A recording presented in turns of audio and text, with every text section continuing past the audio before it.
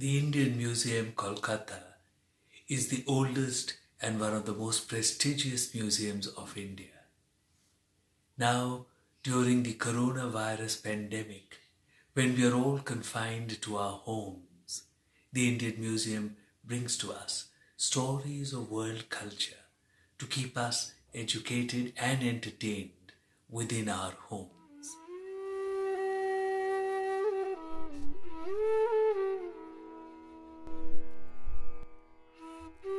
According to ancient texts, the deity in the sanctum of the Indian temple is depicted closest to its all-pervasive nature. It is a manifestation of the ultimate truth. There also developed a great tradition of Utsava Murtis, or festival images. The deity, in many manifestations of human form, comes out to the streets of the town. Sometimes he performs a journey to a place of pilgrimage. He may be taken for a ritual bath, or even to the seashore to enjoy the breeze. As presented in the ritual texts, the Utsavas are of two kinds. These take place as a regular part of worship, in which the deity may make a circumambulatory tour of the temple, and those which occur once in a week, month, and year. The most important are the grand celebrations called Maha Utsavas, which are annual celebrations. In all these Utsavas, the deity leaves the sanctum and becomes approachable to all. The abstract, all-encompassing reality is given a form which we can relate to. A human form with emotions we can understand, even as a family man with a wife and child. It is the human form, luminous with the beauty of divinity. By about the 8th century, the Utsava Murtis in the temples of Tamil Nadu began to be made in bronze. This tradition of bronzes, which reached its height in the rule of the Cholas, resulted in some of the finest works of Indian art. A very different tradition of modeling was followed here in India, and particularly in the South Indian bronzes, where unlike the European tradition of using models, the images were all made using mnemonic techniques, whereby the craftsmen were meant to memorize dhyana shlokas, which describe the attributes of various goddesses and gods, and they used the Talamana canon of measurement to essentially visualize the image and then sculpt it out of their own imagination rather than using models. In the skilled hands of devoted artists, the metal images communicated the majesty and dignity of the deities, as well as the suppleness and dynamic movement of their bodily form. These are remarkably expressive and graceful. They convey the spiritual fervor of the artists who made them.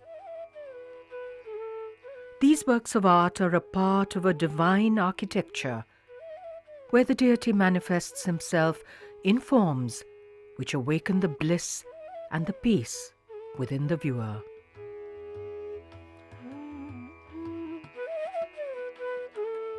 These fluid and subtle images are a means of expressing the beauty of the divine, which is in all that we see.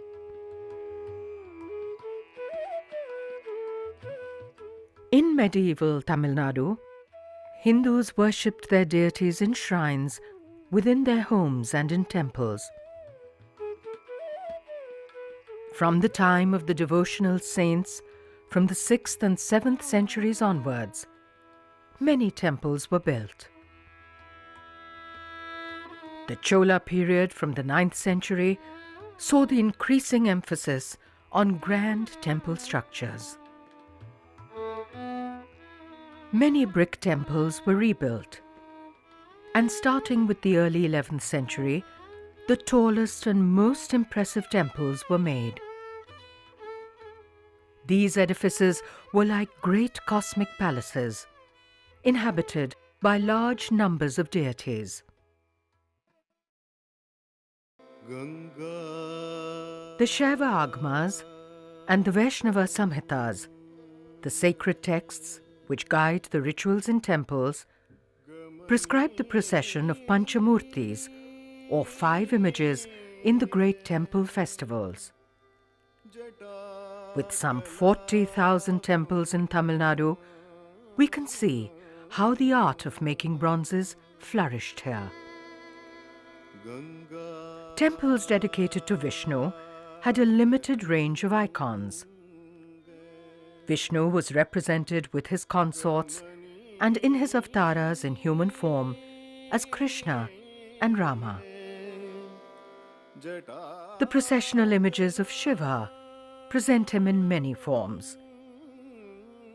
We see him as a family man in the Soma Skanda icon, with his beautiful wife Uma and child Skanda. As Bhikshatana, we see Shiva as the enchanting mendicant. As Veenadhara, we see Shiva as the lord of music. His lower hands would have held the veena, a stringed musical instrument. Many bronzes are also made of Shiva's wife Parvati and their sons Ganapati and Kartikeya. The sacred texts also mention Bhaktotsavas, the festivals of the devotees of the Lord. These celebrate the 63 saints of the Shaiva tradition and the 12 saints of the Vishnu temples. On the day of the procession, the bronze image of the saint is taken in front of the deity, and his compositions are recited before it. The most magnificent image in the bronzes is the Nataraja, Shiva in his cosmic dance. In this dance, he creates and destroys the world. The richness of symbolic meaning in the Nataraja image makes it one of the greatest icons created by man. The circle in which he dances is samsara, the cycle of life and death in this illusory world. In one hand he holds a drum, whose heartbeat sound represents the creation of the world. Complementing the moment of creation is the simultaneous destruction of the cosmos. In his other hand, he holds the fire with which he destroys the world. The lower right hand offers solace to the devotee, granting fearlessness with the Abhay Mudra. The lower left hand points to the raised foot. This foot springs up from the back of the dwarf of ignorance, of forgetfulness of the truth. The dwarf, Apasmara, is crushed under the right foot of Shiva. Under the raised foot, the devotee is promised refuge from the turmoil and confusion of the world of illusion. The dance is wild, as we see from the coils of Shiva's hair which fly in all directions. Yet, the expression of the Lord is serene, and the many limbs are in perfect balance. At the center of all the dynamic movement is the stillness of peace. I think that notion of serenity or of stillness after agitation, the Shantarasa, is something that animates much Indian art. But it's to be cherished precisely because it's seen against a context of agitation. and of non-repose. So once again, the viewer or the worshipper is not invited to look at a desiccated, dry, abstract idea of serenity. It is actually a hard-won serenity that is placed in counterpoint to the invitations as well as the agitations of the material world. So it's this notion of counterpoint, the interplay of opposites, which for me truly defines the genius of Indic art. In his hair, Shiva has Ganga, the heavenly river, as she passed through Shiva's locks on her descent to the earth. The Chola artists imaged deities as graceful, languid beings. There is always a sense of repose. Minute details, such as the gentle swelling of bellies, bring these bronzes alive before us. These bronzes also mark great technical achievement in the arts, where metal was flawlessly molded to give form to the intangible. The material never dominates the image, which moves the viewer through the perfection of its beauty. A balance is achieved in the dancing icons, where Sambandar balances on one foot, his arm extended in a posture that is dynamic and graceful. Nuances, such as a heel raised off the ground, show an effortless naturalism which goes far beyond photographic reality.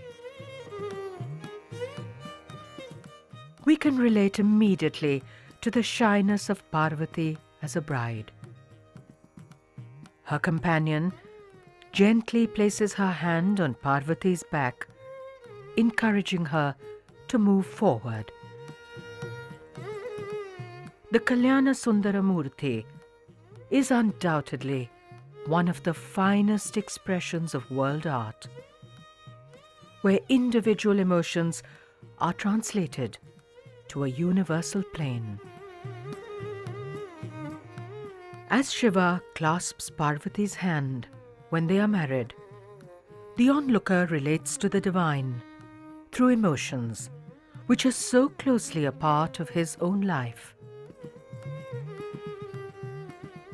We are reminded of the divinity of life in all its moments.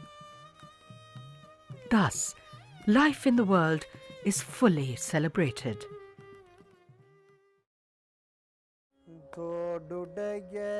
While the bronzes were made, Vedic hymns were chanted and sacred rites were performed at appropriate stages. They were elaborate rituals of establishment, similar to those of the main temple icon, whereby the divine presence was infused in the images. The Utsava Murtis would then reside in the sanctum or close to it. They would receive daily worship, and at the time of the festivals, they would truly come into their own. Besides daily and weekly festivals, most annual festivals last for 11 to 15 days. They are grand and colourful occasions in which the deities are carried through the city streets, on palanquins and on vast chariots. The chariots or rathas have tall superstructures which resemble temple towers. Such festivals continue till today as expressions of religious fervour and personalized devotion to the deities.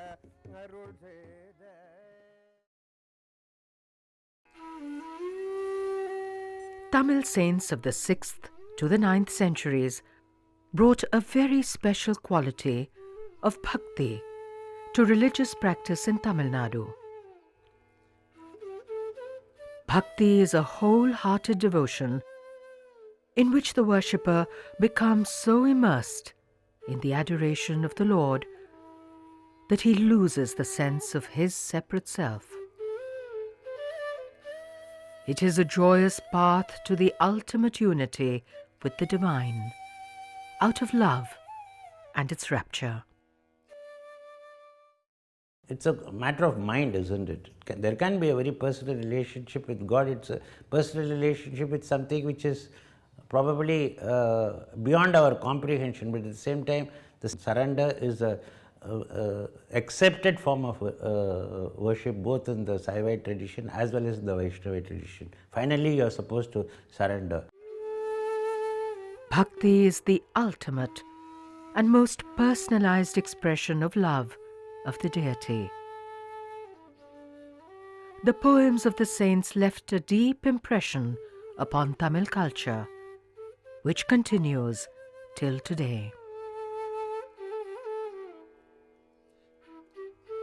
The Shaiva saint Appar sings of Shiva. If you could see the arch of his brow, the budding smile on lips red as the kovai fruit, the sweet golden foot raised in dance, the essence of the Utsava Murtis is found in their poems. This is the Lord who has come out of his all-pervasive form in the inner sanctum to be among his people. On the streets he offers Darshan, a view of himself. In Indic traditions it is believed that the act of looking upon the divine is an act of receiving grace. The divine is present everywhere. In our recognition of that, we are blessed.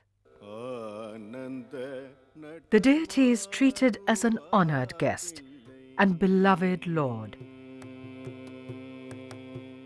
He receives puja or ritual adoration every day, and in some temples, even up to 8 times a day.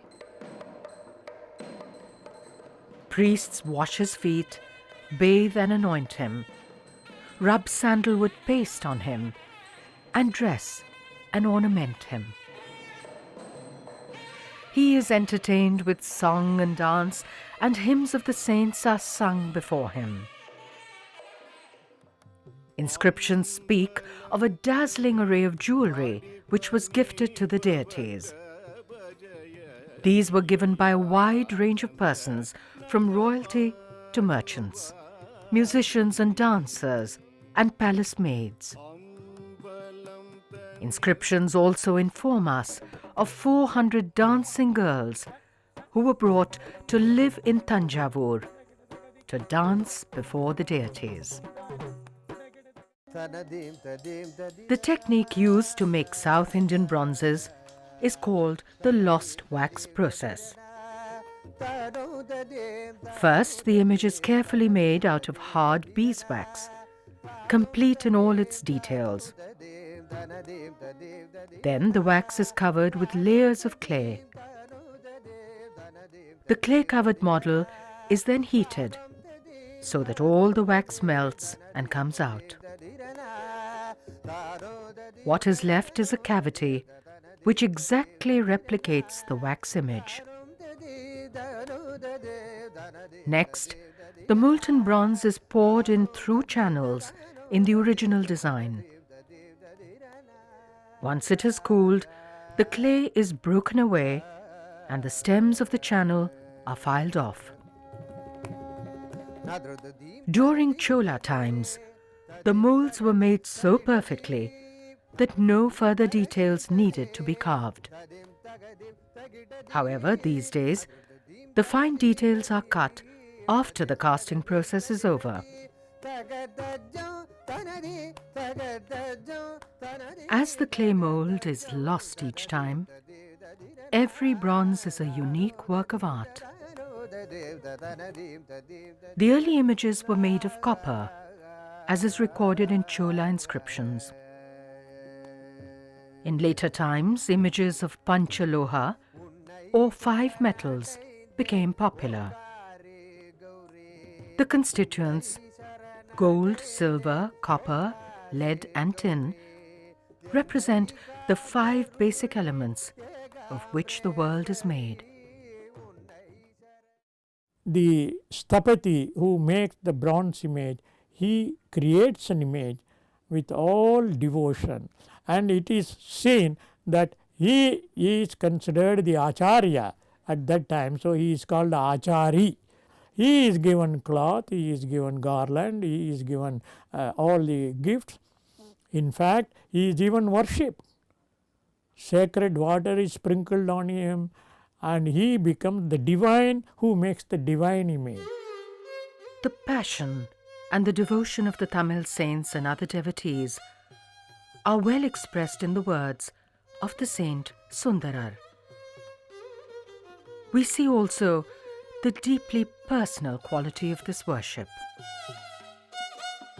Great Lord of mercy, you have placed yourself in my heart, and now nothing will let me forget you. How could I possibly say that I am not your slave?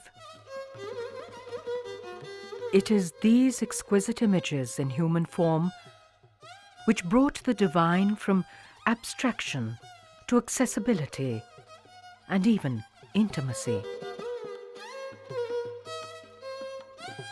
The Saint Appar sings, "It is glorious and unceasing, the singing and dancing about the Lord's glory, as devotees sing the praises of the Lord who stood revealed before them." The Utsava Murtis and festivals provide that wonderful occasion when the people may experience the joy of being overwhelmed with devotional feeling.